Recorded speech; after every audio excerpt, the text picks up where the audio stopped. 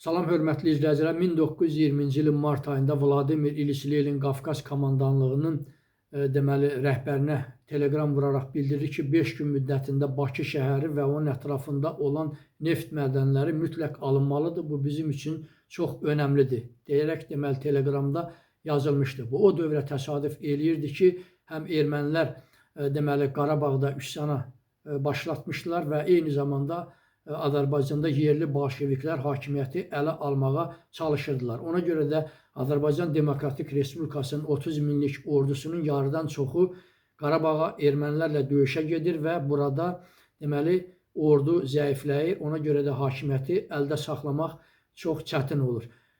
Deməli 1920-ci il aprel ayının 26-sından 27-sinə keçən gecə 11-ci Qızıl Ordu 70 minlik ordu deməli Samur çayının üzərindən keçərək Azərbaycana daxil olur. Lakin burada ciddi müqavimətə rast gəlirlər. Qatar Yalamaya doğru üst tutur. Yalamada isə Yalama qarnizonunun 350 nəfərlik əskərləri onları qarşılayır.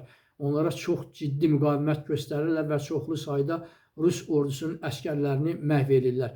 Və beləliklə də 350 nəfər bu igid əskər Azərbaycan Demokratik Respublikasının ömrünü bir neçə saat uzada bilirlər.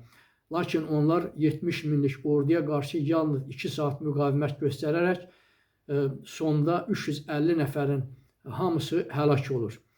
Və bu haqda heç bir yerdə yazılmır, məlumat olmur. Ancaq 2017-ci ildə jurnalist Arif Əliyev bu haqda kitab yazır və 2019-cu ildə isə rejissor Rövşən Almuradlı film çəkir.